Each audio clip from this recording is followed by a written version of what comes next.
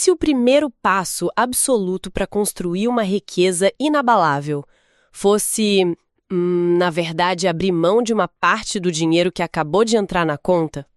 É bem contraintuitivo, né? Demais. Oi, bem-vindos a mais um mergulho profundo. A nossa missão de hoje é dissecar uma pilha de documentos e diagramas fascinantes que leva o título de O Plano para a Liberdade Financeira. E o que torna esse material tão instigante para quem nos ouve é que ele passa longe de ser apenas uma daquelas planilhas frias de juros compostos. Totalmente, é uma mistura muito improvável. A gente vê a matemática financeira dura e crua, colidindo com sabedoria milenar, parábolas antigas e uma dose bem pesada de filosofia. Sim, imagina um tubarão de Wall Street sentando para tomar um café com um monge do deserto. Nossa, é exatamente essa sensação. Essa imagem ilustra muito bem o tom do material. O que salta aos olhos logo nas primeiras páginas é a rejeição completa da ideia de que o dinheiro é apenas um conceito numérico, sabe, um dado numa tela. Eles vão bem mais fundo, né? Vão sim. As fontes estabelecem uma tensão central imediata usando uma âncora filosófica e espiritual lá do livro de Mateus, capítulo 6. Aquela máxima de que ninguém pode servir a dois senhores. Exatamente. A premissa que vai guiar tudo que a gente vai analisar aqui não é simplesmente ensinar a fazer contas para acumular dígitos. O insight principal é que o dinheiro é um excelente servo, mas um mestre terrível. Um mestre terrível. É forte isso. Pois é. O objetivo prático, antes de qualquer investimento, é quebrar o poder psicológico que o dinheiro exerce sobre os corações humanos. Lendo essas páginas, a metáfora mais clara que me veio à mente foi a do fogo. O dinheiro, nessa visão das fontes, é idêntico ao fogo. É uma boa analogia. Ele é absolutamente vital, né? Aquece a casa no meio do inverno, serve para cozinhar o alimento, ilumina o escuro. Mas, se esse mesmo fogo não for dominado e mantido dentro da lareira... Ele consome a casa inteira e destrói tudo ao redor. Exato. Para construir essa lareira de proteção, o plano propõe uma estrutura de construção progressiva, tipo uma pirâmide de 5 passos. Mas o ponto de partida é o que quebra a cabeça de muita gente. E como quebra? Porque assim, quando se fala em buscar a liberdade financeira, o impulso inicial de qualquer pessoa é reter o máximo possível, trancar os recursos. Só que a fundação proposta por esse plano é o dízimo, é a doação sistemática. A contra-intuição é justamente o motor dessa fundação, sabe? Se o problema central a ser resolvido é o fato de que o dinheiro tende a se tornar um mestre, a ganância é o inimigo número 1. Faz sentido. O dízimo, ou a doação intencional da primeira fatia da renda, atua como uma ferramenta cirúrgica para desmantelar essa ganância. E o material não trata isso como uma sugestão vaga, não. Tem todo um método, né? Tem sim. Ele estrutura essa doação em 3 pilares muito práticos. O primeiro é a disciplina. O ato exige que a doação seja a primeira saída da conta e não o que sobra no final do mês, porque, convenhamos... Nunca sobra. Nunca sobra, exato. O segundo pilar é o planejamento.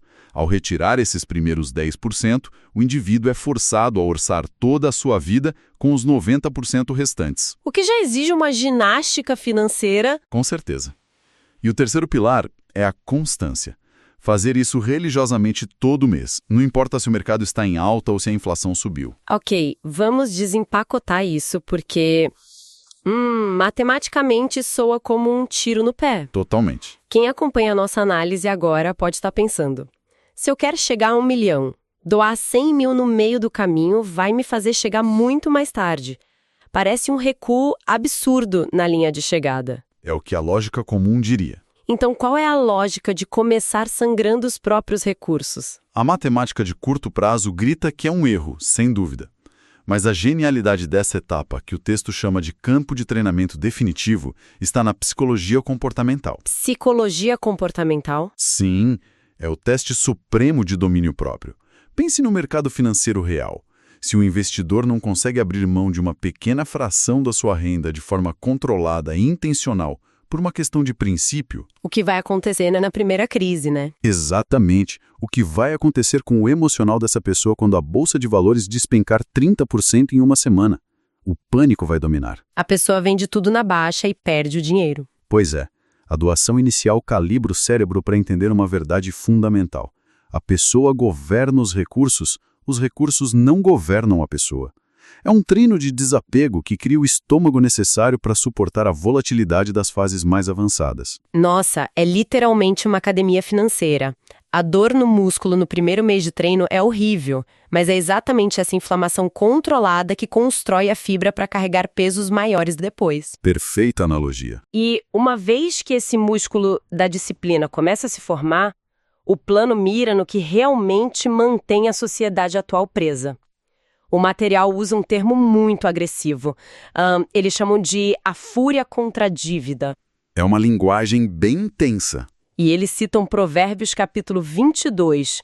O rico domina o pobre e quem toma emprestado é servo de quem empresta. A mudança de tom nessa parte do documento é notável. Sai aquela filosofia contemplativa e entra uma linguagem de guerra. Sim, guerra total. As fontes falam em adotar um estado de foco econômico total. Para sair das correntes da dívida, exige-se um sacrifício absurdo na largada, uma redução radical e quase dolorosa do padrão de vida. É a famosa fase do arroz e feijão, né? Isso mesmo, a fase do arroz e feijão. Isso significa vender o carro financiado e comprar um veículo velho que mal liga, cortar qualquer assinatura de streaming, cancelar férias, não pisar em restaurantes. Nada de luxos. Nada. A lógica imposta é de uma restrição extrema e temporária, com o único propósito de comprar uma liberdade permanente. A dívida é vista não como uma alavancagem, mas como uma âncora que prende todo o fluxo de caixa ao passado. E a melhor parte é que eles entregam a ferramenta para destruir essa âncora. Um método prático chamado motor bola de neve de dívidas. A mecânica é desenhada em 4 movimentos muito específicos. É um passo a passo bem claro. O primeiro movimento é organizar a bagunça. Colocar todas as dívidas de todos os cartões, empréstimos e crediários em uma lista ordenando da menor para maior em valor total. E aqui eles avisam para ignorar, por enquanto, o financiamento da casa. Exato. A hipoteca ou financiamento imobiliário fica de fora dessa lista inicial. O segundo movimento é segurar a linha de frente. Pagar rigorosamente apenas o mínimo em todas as dívidas grandes. Para liberar fôlego, né? Sim. E aí vem o terceiro movimento, que é o ataque. Pegar absolutamente todo o dinheiro extra que sobrou daquele orçamento de arroz e feijão e jogar como uma marreta em cima da menor dívida da lista até pulverizá-la. Foco total em um alvo só. E o quarto movimento, onde a mágica acontece de verdade, é rolar. Pegar o valor que costumava ir para aquela dívida pequena que acabou de sumir e somar ao pagamento mínimo da próxima da lista. A força vai se acumulando, é impressionante. A liberação do fluxo de caixa cria uma aceleração que surpreende quem aplica. Cada dívida eliminada é como um motor extra que é acoplado ao veículo. Sem dúvida. Mas aqui, eu preciso puxar o freio de mão e fazer o papel de advogada da matemática. Lá vem, pode falar. Qualquer professor de finanças, olhando para isso, vai apontar um erro crasso. Se eu tenho uma dívida pequena no crediário da loja e uma dívida imensa no rotativo do cartão de crédito cobrando juros astronômicos, a matemática pura dita que eu devo atacar o cartão de crédito primeiro. Porque é lá que o dinheiro está sangrando mais rápido. Exatamente. Por que ignorar os juros maiores? Não faz sentido. Esse é um embate clássico, sabem, entre a teoria econômica e o comportamento humano real. Num laboratório estéril, onde os seres humanos são robôs lógicos, atacar os juros maiores é a única resposta correta. Mas o que as fontes argumentam, e com muita força, é que finanças pessoais são 20% conhecimento e 80% comportamento. 80% comportamento? Caramba! Sim. Pensa comigo, se a pessoa que já está esgotada, trabalhando horas extras e comendo arroz com feijão, focar toda a sua energia na dívida gigantesca do cartão de crédito, ela vai passar 12 meses depositando dinheiro e o saldo mal vai parecer se mover. Por causa dos juros abusivos. Exato. A fadiga mental se instala, o desespero vence e ela simplesmente desiste do processo. Falta recompensa, né? O cérebro pede um incentivo para continuar o sacrifício. É aí que entra a bola de neve. O método de atacar a menor dívida primeiro é engenharia psicológica. É desenhado para hackear o sistema de recompensa do cérebro. Uma injeção de dopamina. Literalmente uma injeção absurda de dopamina financeira. O saldo zera. Uma linha é riscada da lista. O impulso e a vitória psicológica dessa eliminação criam um combustível emocional necessário para que a pessoa suporte sacrifício radical pelos próximos meses ou anos. Nossa, faz todo sentido agora. O comportamento precisa vencer a matemática pura, porque a melhor estratégia do mundo é inútil se a pessoa abandonar o plano na metade do caminho. Exatamente. De que adianta a matemática perfeita se a pessoa desiste? Pois é, isso clarifica tudo. Então o sangue, suor e lágrimas do arroz e feijão funcionaram. A última dívida foi riscada. O impulso natural agora é soltar a respiração, ir para o shopping e comprar uma roupa nova para celebrar, certo? Certo, mas é aí que mora o perigo. É aí que o material coloca um escudo na frente de quem está celebrando. Afinal, a vida real não respeita planilhas. A vida acontece. Sim, o pneu do carro vai estourar, o encanamento vai vazar, uma demissão inesperada pode acontecer.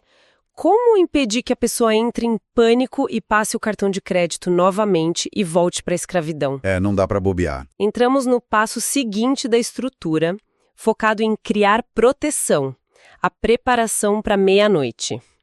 E, de novo, o manual recorre à antiguidade, trazendo a parábola das 10 virgens, do texto de Mateus, para explicar a anatomia de uma crise. A parábola é um estudo de caso muito bom sobre a presunção humana. 10 jovens aguardam um evento noturno que sofre um grande atraso. 5 delas são descritas como insensatas porque assumiram que tudo ocorreria conforme o planejado. Elas consumiram o óleo de suas lamparinas logo no início, apostando no melhor cenário possível. E quando a crise chegou? Quando a crise do atraso e a escuridão chegaram, elas se viram vulneráveis e tentaram terceirizar o problema, pedindo ajuda. Já as outras 5, as prudentes, operaram sob a lógica da gestão de risco. Elas anteciparam a falha, planejaram para o atraso e mantiveram o estoque não consumido. O detalhe mais duro e revelador dessa história, que as fontes destacam com bastante ênfase, é a atitude das prudentes durante o caos. Sim, a recusa. Isso. Quando as insensatas entraram em desespero e pediram o óleo emprestado, as prudentes olharam nos olhos delas e disseram não. Elas tiveram a coragem de recusar a ajuda de última hora para proteger a própria reserva. Porque dividir significaria que todas ficariam no escuro. Exato. É uma lição brutal sobre limites. A diferença entre sobreviver a uma calamidade ou ser engolido por ela resume-se à capacidade de ter construído uma reserva antes que a chuva começasse. Para materializar esse conceito, o plano apresenta a regra de José do Egito. Outra referência antiga. Sim, traduzindo aqueles anos de fartura e escassez para o contra-cheque atual. A instrução é poupar 20% da renda e dividir isso de forma estratégica em 2 baldes distintos. Como funcionam esses baldes? 1 mês de salário. Esse dinheiro precisa ficar numa conta de acesso imediato. O objetivo dele é resolver o pneu furado ou a geladeira queimada no mesmo dia, sem burocracia. Certo, dinheiro rápido para problemas rápidos. Isso. Já o segundo balde é o fundo de proteção, que precisa acumular o equivalente a 6 meses do custo de vida. E por que criar essa complicação de 2 baldes diferentes em vez de colocar logo 7 meses de reserva em numa conta só e acabar com isso? Novamente, é a arquitetura contra a nossa própria sabotagem. Se os 6 meses de proteção contra uma demissão catastrófica estiverem no mesmo aplicativo de banco na tela inicial, Fáceis de acessar com um clique? fáceis de acessar, a tentação de usar esse dinheiro para uma emergência fabricada, tipo uma promoção imperdível de passagens aéreas, é enorme. Nossa, pior que é verdade. A gente inventa emergência. A gente inventa. O primeiro balde é fluido e acessível, enquanto o segundo balde exige mais esforço para ser sacado. É um freio de fricção. Essa divisão cria uma barreira psicológica que protege o escudo principal das emoções diárias do indivíduo. Incrível como tudo gira em torno de nos proteger de nós mesmos. Quase tudo em finanças é sobre isso. Bom, revisando a construção. O dízimo calibrou a mente e controlou a ganância. A bola de neve aniquilou as dívidas antigas. Os baldes de reserva ergueram um escudo impenetrável contra os acidentes da vida. A fundação está pronta. Sim. Agora, a defesa cede espaço para o ataque. É o passo 4, o motor. chegou o momento de fazer os recursos trabalharem de forma autônoma. E, mais uma vez, o plano vai buscar validação em textos antiquíssimos citando Eclesiastes capítulo 11. O que diz o texto? É a diversificação de carteira ensinada muito antes de Wall Street existir. A sabedoria não envelhece, né? O material avança detalhando 3 categorias fundamentais de ativos para aplicar esse princípio da multiplicidade na prática de hoje. Quais são elas? Primeiro, sugerem a base mais previsível, a renda fixa, que em termos práticos, para quem nos ouve aqui, seria algo como um CDB. Fazendo uma pausa para traduzir isso da forma mais simples possível. Investir no CDB é, basicamente, o indivíduo virar o jogo e começar a agir como o banco. Exatamente. Em vez de pegar o dinheiro emprestado e pagar juros, a pessoa empresta o próprio dinheiro para a instituição financeira e o banco paga um aluguel previsível por usar esse recurso. Uma tradução excelente é a previsibilidade da carteira. A segunda categoria envolve ativos tangíveis e descorrelacionados do sistema bancário. Tipo mercado imobiliário físico? Isso, imóveis físicos. E a terceira perna desse tripé é a renda variável com exposição global, especificamente o mercado de ações dos Estados Unidos, mas de uma forma muito específica, através de fundos indexados. O que também precisa de uma tradução rápida para nossa audiência. Em vez de o investidor tentar sorte adivinhando se a empresa X vai falir ou se a empresa Y vai ser a nova gigante da tecnologia... O que é quase impossível. Sim, quase um cassino.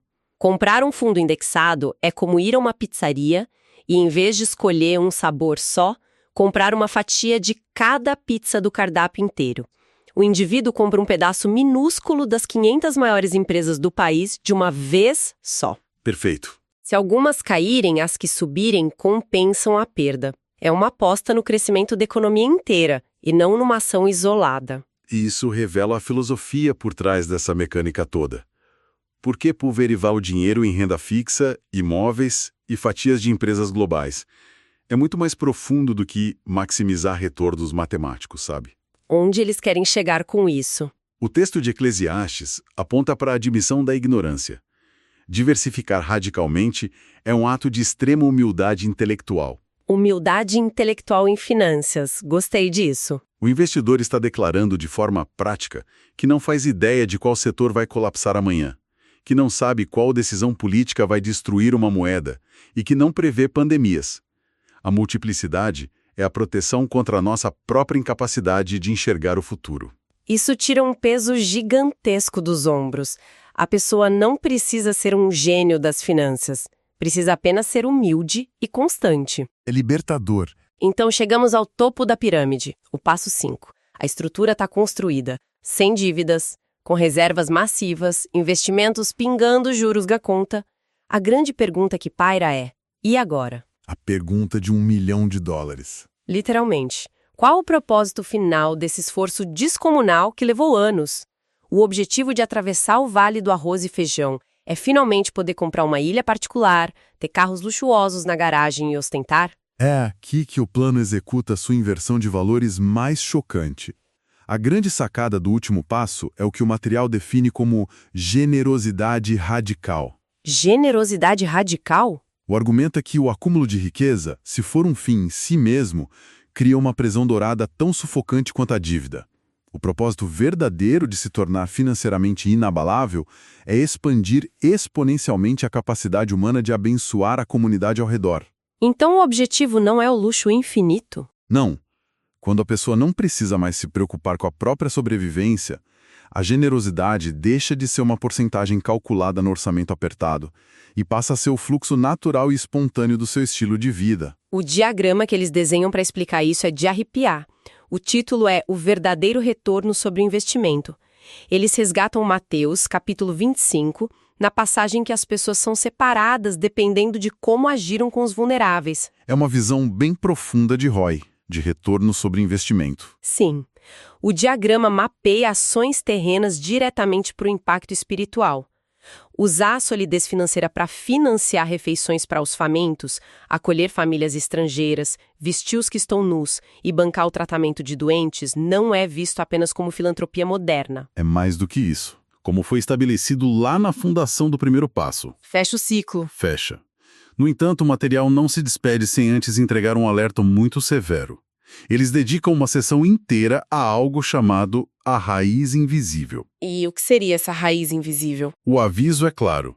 Uma pirâmide majestosa, construída com a melhor matemática disponível, vai desmoronar inevitavelmente se for erguida sobre um pântano moral.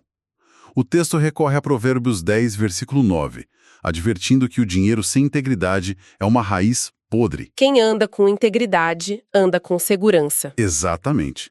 A integridade é a base invisível de tudo isso. E a forma como eles explicam as consequências do comportamento antiético não é com punições místicas, mas com causa e efeito observável, a matemática da vida real. Uhum. O uso de balanças desonestas, a sonegação, os atalhos para passar os outros para trás. Tudo isso pode gerar um pico de caixa momentâneo, mas constrói um patrimônio frágil. Totalmente frágil e corroído pela desconfiança e pelo risco constante de descoberta. Exato.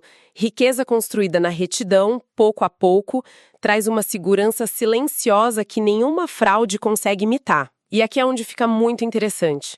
Para não deixar isso no reino da teoria abstrata, eles trazem um cenário cotidiano que é brilhante. A analogia do posto de gasolina. Esse cenário captura perfeitamente a essência da formação moral. Como eles colocam. Imagine alguém que abasteceu um carro, pagou, foi embora e 10 minutos depois, no meio da estrada, bate a dúvida. Será que o frentista cobrou o valor certo ou cobrou a menos? Uma situação super comum. A decisão de dar meia volta, gastar tempo e combustível apenas para garantir que o posto de gasolina, uma empresa sem gosto, não ficou no prejuízo de alguns poucos reais, parece um preciosismo inútil para muitos. Muito trabalho por pouco dinheiro. Mas o que as fontes destacam é o conceito do aprendizado silencioso. Se os filhos dessa pessoa estiverem no banco de trás do carro, observando essa cena, o que acontece? Eles absorvem a regra não dita. Se o pai ou a mãe ignora a dúvida e segue viagem justificando que o posto já ganha muito dinheiro, a criança aprende que a honestidade é situacional. É o famoso jeitinho. Ela aprende que só precisamos ser íntegros se alguém estiver olhando ou se a consequência for imediata. Mas ao dar meia volta e corrigir o erro no caixa, a integridade deixa de ser um discurso bonito feito na mesa de jantar e passa a ser uma identidade encarnada. A ação fala muito mais alto. Com certeza. A criança entende visceralmente que o certo é o certo, mesmo quando custa caro e ninguém está vigiando. E esse é o verdadeiro legado da sabedoria que o material propõe. A liberdade financeira não é apenas um saldo para ser herdado, mas uma mentalidade para ser transmitida. O plano introduz ferramentas práticas para que esse treinamento comece muito antes da vida adulta. Eles dão exemplos práticos para as crianças também, né? Sim, um exemplo engenhoso é o que chamam de teste do carrinho de bebê. A vontade de consumir instantaneamente nasce com a gente.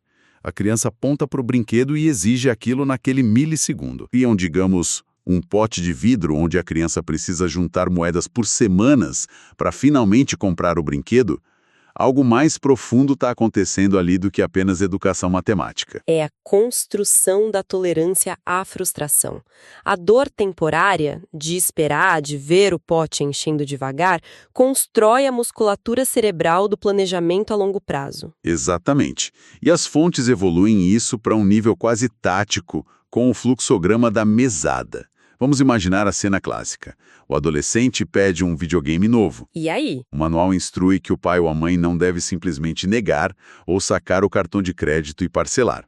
A primeira pergunta deve ser: você tem o dinheiro suficiente na conta da sua mesada? E se a resposta é não? Se a resposta é não, estabelece-se um plano de poupança, voltando à ideia do pote de moedas, só que numa escala maior. Mas e se o adolescente juntou tudo direitinho e tem o dinheiro? O pai diz sim e pronto. É aí que a genialidade transparece. O jovem juntou dinheiro por um ano inteiro. O impulso de consumo surge. A instrução do manual não é dar a permissão automática, mas devolver a responsabilidade da decisão, forçando uma reflexão. Como assim? A resposta do adulto deve ser algo na linha de: olha, o dinheiro é seu e a decisão é sua. Mas pare e pense.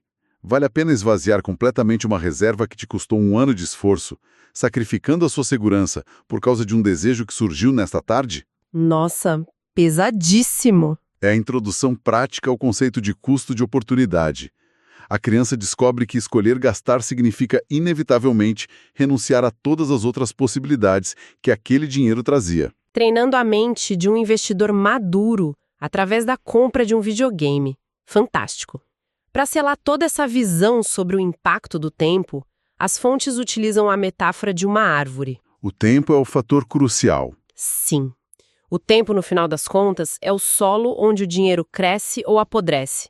Se a mente humana for treinada desde cedo a fixar os olhos apenas no galho seco do agora, exigindo gratificação imediata, essa pessoa passará a vida inteira correndo na roda dos hamsters, girando dívidas para sustentar urgências vazias. Um ciclo sem fim. Mas se o olhar for treinado para visualizar o longo prazo, respeitando o crescimento lento e silencioso da raiz, ela não só rompe o ciclo da escravidão financeira, como perpetua uma linhagem de sabedoria. Todo o percurso que examinamos aqui hoje se resume a essa escolha de perspectiva, sabe? Nós dissecamos o mecanismo que desmantela a ganância através do dízimo, que destrói as algemas do passado esmagando as dívidas, que ergue fortificações contra o acaso, poupando reservas robustas, e que finalmente coloca o tempo para trabalhar a nosso favor através dos investimentos diversificados. Uma jornada completa. E o ápice de tudo isso não foi o acúmulo egocêntrico, mas a conversão desse poder financeiro em transformação social e generosidade profunda. A conclusão inescapável do material é de que os dígitos na conta bancária são apenas ferramentas. O verdadeiro campo de batalha, onde a liberdade financeira é conquistada ou perdida, é o caráter e o domínio próprio. O que nos empurra para a beira de um precipício desconfortável, mas muito necessário. Diante de tudo que as fontes revelarão hoje, eu deixo uma reflexão final para quem nos ouve. E qual seria? Se o extrato bancário detalhado das nossas vidas, com cada pequena transação do último ano, fosse publicado hoje na primeira página de um jornal, revelando para onde vai a nossa energia, qual mestre esse pedaço de papel gritaria que estamos servindo em silêncio? Uma excelente pergunta. E, de forma ainda mais cortante, que tipo de